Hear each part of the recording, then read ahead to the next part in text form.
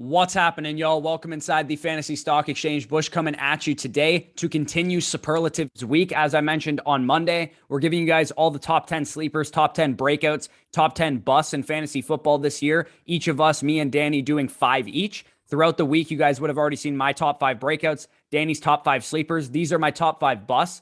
All of these busts, the parameters for this video, will be drafted inside the top 100 overall picks. All of mine are actually inside the top 65. So these are players that are going early in drafts that if you miss on them, they can really hurt you. So if at any point during this video, you feel like you got some value, maybe you were thinking one way about a player and I kind of convinced you in the other direction, whatever the case is, hit the like button. It helps us out tremendously. Comment your biggest bust in fantasy that you're avoiding this year, and subscribe to the channel if you are new. I know we're getting a lot of new viewers this time of year. I encourage you to hit that subscribe button. We will help you out tremendously this coming season. So we're going to hit the intro and then we're going to get right into this.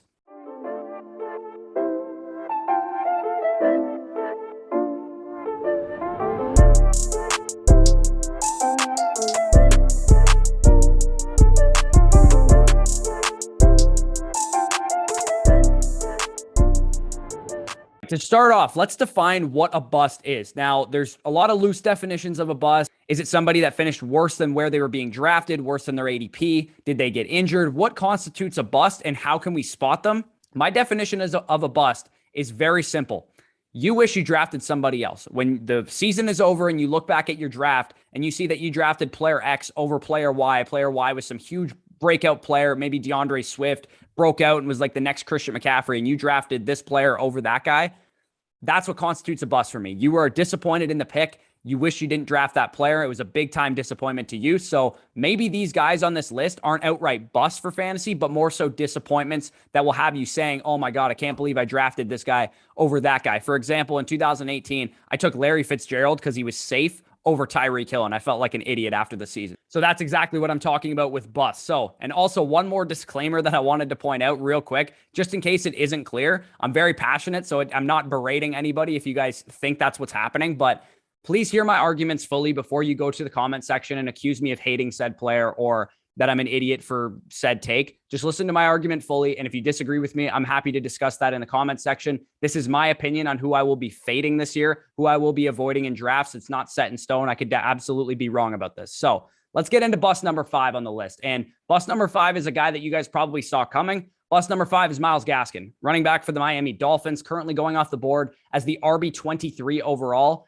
59th overall player, 72nd overall player on Underdog. Now, I think this guy is the poster child for the RB dead zone this year. And if you guys are new to fantasy or maybe you're more casual players and you don't know what the RB dead zone means, let me explain it real quick. The RB dead zone is an area of the draft where running backs hit rates are very low. And usually this happens between rounds 3 and round 7. And you guys can see on the screen right now, the PPR scoring by ADP for running backs versus wide receivers vary significantly from picks 25 and ADP after. You can see that the wide receivers are consistently outscore the running backs during that range. And there's a couple reasons for this. One, the dead zone is known for having running backs that have some concerns to them, whether it's volume, whether it's talent, whether it's situation, offensive line, whatever the case is. They usually are going in this area of the draft because there's something wrong with their outlook. Otherwise, they would be going in the top 20 overall running backs, top 20 overall picks, and we would be drafting them where we're drafting guys like Najee Harris, for example. So there's not 25 plus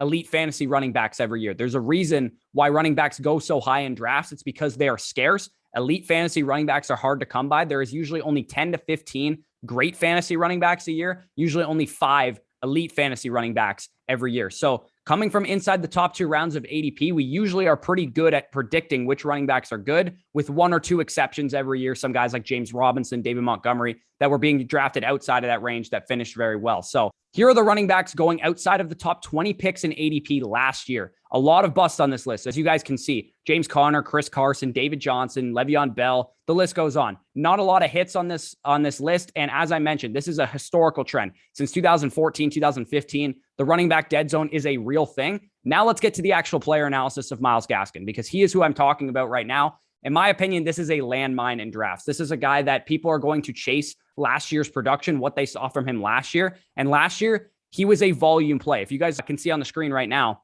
his snap share was number 8 in the NFL. His opportunity share was number 11 in the NFL. Targets were right up there in the top 20. Red zone touches were up there. This was a guy that was a volume play. And he was productive, but he wasn't spectacular. He wasn't super efficient. He's not a super talented player. As you guys can see on the screen, number 52 in true yards per carry, number 47 in production premium, number 121 in expected points added. This was not a guy that was, being an elite running back and constantly making people miss, making big plays happen, breaking contact, breaking away from defenders, only a 55 in breakaway run rate at the running back position last year. This year, the volume isn't secured. And this running back dead zone area is an area of the draft that we have not been good at predicting volume. And we've seen that so far in the preseason. With Myles Gaskin, you can see in the first preseason game, he played only 7 snaps with the starters to Malcolm Brown's 16. So last year, this was a guy with a 68% opportunity share. So if he was going to get that volume again, we would have seen him dominate the first team snaps in preseason. And again, in the second preseason game, we saw his snap share go up, 19 snaps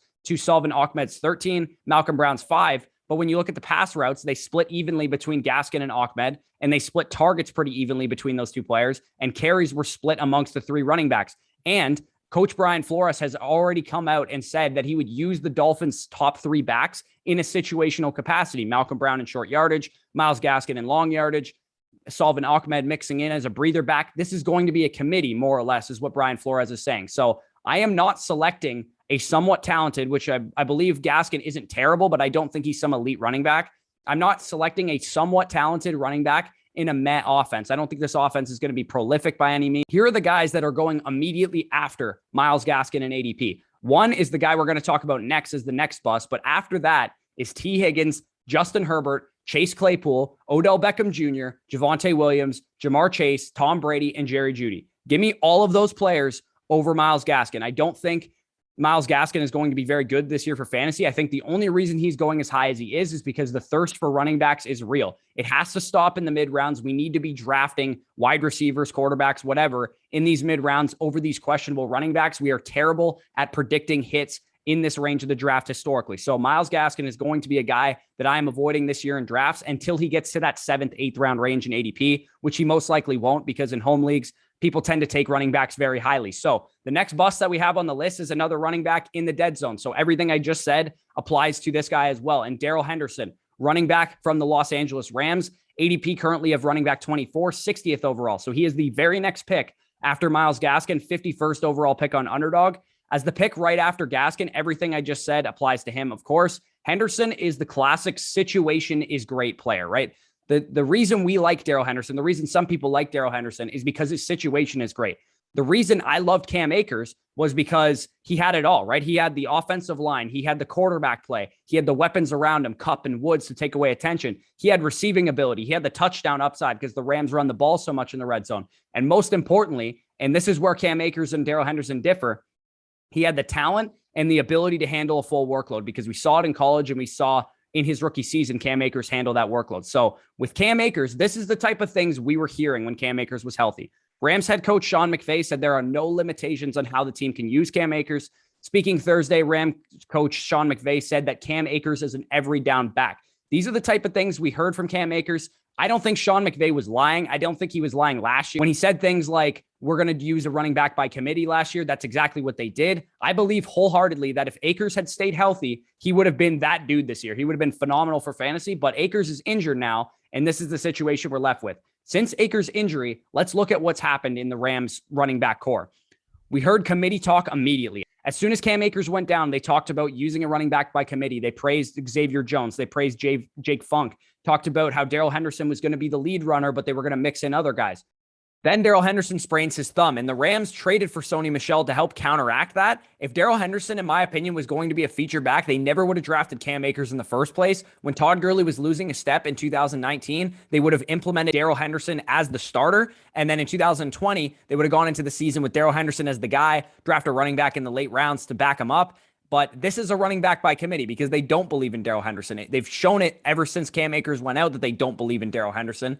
With Darrell Henderson, you got to draft him over T. Higgins, Justin Herbert, Chase Claypool, OBJ, Javonte Williams, Jamar Chase, Tom Brady, and Jerry Jeudy, like I mentioned, for Myles Gaskin. And I think you're going to regret that draft pick. You are not getting a top 10 running back this year if you draft Darrell Henderson. This is a mediocre running back, probably going to be in a timeshare, in a good offense, I might add. So he's probably going to have some back-end RB2 production, but you have to select him over potentially elite options at other positions. So The next bust that we have on the list here is Russell Wilson, quarterback of the Seattle Seahawks, currently the QB7 off the board, 55th overall player, 75th on Underdog. And my issue is the ADP. Russell Wilson is a phenomenal real-life quarterback, but you are drafting this guy to be an every week starter in fantasy, and he's not an elite fantasy quarterback. He's an elite real-life quarterback, similar to the way that Nick Chubb is an elite real-life running back. He is not an elite fantasy running back. The same applies to Russell Wilson. And you can see on the screen right now, Russell Wilson was phenomenal to start the season last year, but then he tailed off as his schedule cramped up and as the pass attempts went down. In the first 8 weeks of the season, Russell Wilson was averaging 32 PPR points per game, 19 PPR points per game towards the end of the season. And the reason I think that we're going to see more of those end of season numbers than I do the early season numbers is because the Seahawks offense was far too pass heavy at the beginning of the year for Pete Carroll's liking. He promptly fired the offensive coordinator, Brian Schottenheimer, following the 2020 season, citing philosophical differences as the reason why he fired him. And this actually marks the second time that Pete Carroll has fired an offensive coordinator for passing too much. In 2017, Russell Wilson set a career high in pass attempts with 553. Following the 2017 season, the Seahawks fired their offensive coordinator, Darrell Bevel, and drafted a first-round running back in an effort to commit to the run game more and to provide more balance to the offense. In 2018, Russell Wilson passed the ball a mere 427 times. The same scenario is playing out before our very eyes, in my opinion. In 2020, Russell Wilson broke his previous career high this past year with 558 pass attempts. The Seahawks, again, fired Brian Schottenheimer, citing philosophical differences, which means he wants to run the ball more. And the Seahawks then promptly signed and re-signed their free agent running back, Chris Carson, to further commit to that commitment to the run game. So, in my opinion, I don't think Russell Wilson's cooking shit in 2021. I think what we're going to see out of Russell Wilson is closer in line with what we saw at the back half of the season. And I think the reason for that is their schedule as well. Because Pete Carroll is still the head coach, they're going to commit to the run, and they're going to have a hard time maintaining that elite efficiency passing offense that we've seen from them in the past because of the schedule. You guys can see 31st hardest schedule in the NFL in terms of pass defense blend of opponents, according to Sharp Football Stats.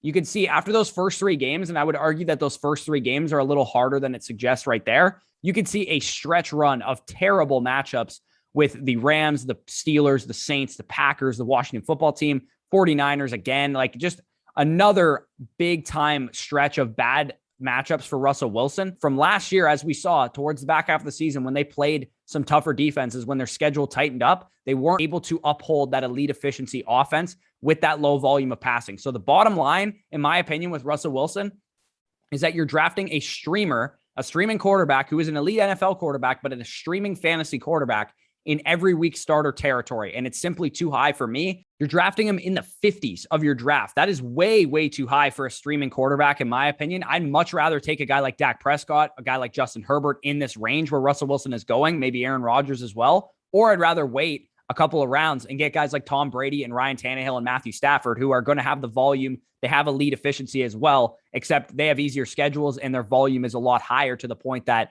you don't have to worry about starting them every single week, because I think Russell Wilson is probably going to finish around QB8, QB9, QB7 in fantasy because he does every year. But the road to get there is going to come with a huge stretch of bad play in the middle of the season. And I could see this being the year where Russ actually does have a down fantasy season from an end of season finish standpoint. So before we get into the top 2 busts, I got to bust out a sick ad read. So if you guys weren't already aware, we are officially sponsored by Manscaped, the leaders in below the waist grooming. They just launched the new Performance Package 4.0, and don't neglect your balls like Pete Carroll neglects the passing game in 2021, because if you guys groom below the waist, then the Performance Package 4.0 is everything that you could ask for. I had the Lawnmower 2.0 for a long time, and it was very, very good. It's something that never left me with a grooming accident. And I know you guys probably can imagine how painful something like that would be, but they sent me the Lawnmower 4.0 and it is magnificent, fellas. It'll change your life. Inside the Performance Package 4.0, you guys will find their Lawnmower 4.0 trimmer, which I hold in my hand, ear and nose hair trimmer, crop preserver ball deodorant, crop reviver toner,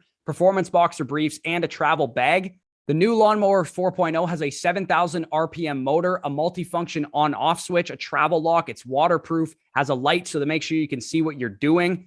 Everything that you could ask for is in this trimmer right here. They also have the Weed Whacker, which will help you get inside your nose, get inside your ears, 360-degree rotary dual blade system, 9,000 RPM motor, nose and ear hair trimmer with proprietary skin safe technology as well. That'll help reduce nicks, snags, tugs, so you can hit holes like freaking Saquon Barkley instead of like Todd Gurley. You get the lawnmower, you get the weed whacker, you get the crop preserver, you get the crop reviver, you get the boxers, you get the travel bag, you get it all for one price. It's now available in Canada. It's now available in the UK, across Europe, Australia, South Africa, Singapore, everywhere. And this is the best part, because my nickname, as you guys know, is Bush. You guys can use promo code Bush. This is not how I got the nickname. I can assure you that, because I've had one for a while. You guys can get 20% off and free shipping with promo code Bush at manscaped.com. And if your significant other is nagging you about how much time you guys put into your fantasy teams, you might as well gift them some beautiful balls with Manscaped. So big thanks to Manscaped. Again, promo code Bush at manscaped.com. When you buy the Perfect Package 4.0, you'll get 20% off and free shipping. So big thanks to them. Now let's head on to bust number 2. All right, bust number 2, Allen Robinson, wide receiver of the Chicago Bears. ADP currently of wide receiver 11, 29th overall, and he's the 29th overall pick on Underdog Fantasy as well. Now listen to what I got to say before you flame me in the comment section, because I know Allen Robinson is a darling of a lot of people. He's one of the more underrated receivers in the league, yada, yada, yada. But I'm getting spicy with this one, because it doesn't help you to tell you that Juju Smith-Schuster is going to stink this year, because everybody should know that by now. I'm talking about people that are going early in drafts that could really hurt you if you miss on them. So if I'm right, this one can sink your fantasy season, because this is a 3rd round player we're talking about. And Allen Robinson makes me a little nervous this year. So we all know Allen Robinson is a target hog wide receiver, but despite being top 3 in targets in each of the last 2 seasons, he's only managed to finish wide receiver 14 in half PPR points per game in each of the last 2 years. And remember, we use points per game to determine how good a fantasy player is around here. We don't use overall finish, because Allen Robinson, being that he's played 16 games both of the last 2 years, has finished higher than that. But his value has truly not been a wide receiver 1 overall, because we use points per game around here. So I know you're probably thinking that guys like Diggs, guys like Hopkins, guys like Devontae Adams, all the guys that get the similar amount of targets that Allen Robinson gets, all have better quarterbacks than he does. And that's true. But my point is that they still have better quarterbacks than Allen Robinson. Yes, Allen Robinson could be playing with the best quarterback he's had in a couple of years, but Allen Robinson did not get Deshaun Watson. He did not get Aaron Rodgers as his quarterback. He has a few games of Andy Dalton and a rookie quarterback in Justin Fields this year. How much better can it get for Allen Robinson with a rookie quarterback? My opinion is that it's not going to be much different than what we've seen already. Allen Robinson ranked top 25 last year with 82.1% of his targets deemed to be catchable. So this is a guy that was already receiving relatively accurate targets. It's not like a Jerry Jeudy situation where he's only getting 62% catchable targets. This was a guy that was getting accurate targets last year. And now he has more competition for targets as well. From week 7 on, we saw a shift where Darnell Mooney and Cole Kmet started to play more snaps, started to command more volume. And we can see that Allen Robinson's target share went down significantly. He went from 11 targets per game at the beginning of the season to 8.5 targets per game. He's obviously still the number 1 in this offense, but he was all the Bears had for so many years. He was all the Bears had for so long. And now they actually have some contributors to the offense, in my opinion, that are going to take away some targets from him. And the final piece of this argument that I probably think holds the most bearing is the fact that the Bears threw the ball at a top 7 rate last year, 38.4 times per game, well over 600 pass attempts on the season. And Justin Fields is a mobile quarterback, and he's a rookie quarterback. I don't expect him to be throwing the ball at a top 10 rate this year. They still have a good defense. Whenever Fields gets in there, I expect that 25% target share to be out of 530 to 550 pass attempts, as opposed to the 615 that it was out last year. And that'll overall shrink his targets from 150, 160 to 130. I've said this before, but I don't draft floor plays. And that is exactly what Allen Robinson feels like to me. I draft to win. So guys like Keenan Allen, both of the tight ends, George Kittle and Darren Waller, CeeDee Lamb, Mike Evans, Terry McLaurin, Amari Cooper, DeAndre Swift, David Montgomery, Julio Jones, Chris Godwin, and et cetera. All of these guys will be players I draft over Allen Robinson, because I simply don't think Allen Robinson has a higher ceiling than those players. And even a lot of those players, I think, have similar floors to Allen Robinson. So he will be a good contributor for your fantasy team. I don't think he's going to be terrible necessarily, but he fits into that disappointment category, right? He has not cracked that elite ceiling despite seeing elite passing volume, target volume the past 2 seasons. He deserves to be in that 4th, 5th round range of drafts, but I think he's a bust/disappointment candidate, in my opinion, because you're going to wish that you drafted CeeDee Lamb. You're going to wish that you drafted Keenan Allen. You're going to wish that you drafted Terry McLaurin or Mike Evans or DeAndre Swift instead of Allen Robinson, who you actually would have drafted in this scenario. So he's a guy that I'm not going to be getting a whole lot of because he's going earlier than I'm willing to pick him. The number one bust this year in fantasy football, in my opinion, will be Clyde Edwards-Helaire. And Clyde Edwards-Helaire currently going off the board, running back 14, 26th overall, 24th overall in Underdog. Remember, nothing here is set in stone. Just because I think that Clyde Edwards-Helaire is going to be a bust this year doesn't mean he actually will be a bust, or that I think you're an idiot if you drafted him. That's not what I'm saying at all. If I'm right, though, this is a second round pick that'll kill your fantasy team. So just hear me out. Let's start with Clyde Edwards-Helaire's rookie season last year. It was very disappointing. I drafted the guy at 6th overall in my home league. I still managed to win the league, but 6th overall picks, I was definitely disappointed with what I was expecting out of Clyde Edwards-Helaire. 1,100 total yards and 5 touchdowns is not good enough. It's not impressive enough for me from the Chiefs starting running back when I drafted him as a top 6 overall player in fantasy. And you can also not convince me that J.K. Dobbins, DeAndre Swift, JT, Cam Akers, and Antonio Gibson wouldn't have performed better if they were drafted by the Chiefs at 31 overall instead of Clyde Edwards-Helaire. So there's a lot of talent question marks for me with Clyde. He's a guy that I don't think is Austin Eckler. I think he's a lot closer to Devin Singletary. And you guys should be able to see this on the screen right now, but out of 58 qualifying running backs, here is where CEH's ranks were in some of the most important metrics. You can see yards per route run, 38th. Yards after catch per reception, 19th. Tackles avoided per touch, 9th. So he was good at making people miss. Breakaway run percentage, 23rd. Yards after contact per attempt, 21st. Pass blocking grade, 54th. As you can see right below that is Devin Singletary's numbers, and they are quite similar. So in my opinion, I don't think that Devin Singletary is much better or much worse than Clyde Edwards-Helaire. I think they're about similar players. Now, I talked about the dangers with the great situation bump, right? With Darrell Henderson. We want to believe in Clyde Edwards-Helaire because he's the Chiefs running back. Has all this upside because he's in the Kansas City Chiefs offense. But in my opinion, the Kansas City Chiefs offense upside isn't real. It's something that we think is good, but it's not actually good. And here's why. Receiving work. Let's talk about the receiving work that is the appeal of Clyde Edwards-Helaire, because his receiving ability was his best asset coming out of LSU. But Patrick Mahomes is a gunslinging quarterback. He has ranked top 12 in average depth of target every year he's been a starter. Since he's been a starter, the Chiefs running back position has been targeted at the 20th highest rate in the NFL, despite having guys like Kareem Hunt, Damian Williams, and Clyde Edwards-Helaire during that time. All three of those guys are good receiving running backs. It's not in their scheme and their play calling, but can we blame them, right? Can we blame them for not throwing to Clyde Edwards-Helaire or Kareem Hunt or whoever they had at the time? Because if I was Andy Reid, if I was Patrick Mahomes and I was as good as Patrick Mahomes, I'd want to throw downfield too. I'd want to throw to Tyreek Hill. I'd want to throw to Travis Kelce and Mecole Hardman, Demarcus Robinson downfield. I wouldn't want to check it down to my running back in Clyde Edwards-Helaire when he hasn't shown to be elite when he gets the ball. Now to the other big draw of the Chiefs offense, right? Scoring opportunity is a big deal. It's why we think Clyde Edwards-Helaire can be so good for fantasy, because we're like, wow, think of all the touchdown opportunity for Clyde Edwards-Helaire. But he scored 5 touchdowns last year. And here's why. Clyde Edwards-Helaire had 29 red zone carries on the year last year and 9 inside the 5. 11 of those red zone carries and 6 inside the 5 came in week 1 of the NFL season. Clyde Edwards-Helaire was given just 3 more carries inside the 5-yard line for the rest of 2020 out of the 16 total carries that they had inside the 5-yard line. And they had 42 total attempts inside the 5-yard line, and they chose to pass more often than they chose to run. So in week 1, he came out and had this massive workload, right? We were so excited. I was so excited. This guy had like 25 carries, was getting all this goal line work. And we saw that shift. The problem was that he converted 0 of the 6 carries inside the 3-yard line. Unsurprisingly, that week 1 contest was one of only 2 games where Clyde Edwards-Helaire saw 25 opportunities on the season. The remainder of the season, we saw Clyde Edwards-Helaire's workload diminish as the season went on, and that prompted the signing of Le'Veon Bell. And you guys can see the splits on the screen right now. But Clyde Edwards-Helaire's volume as the season went on went down tremendously, and it went down because Le'Veon Bell was signed. And Le'Veon Bell is no longer there, of course, but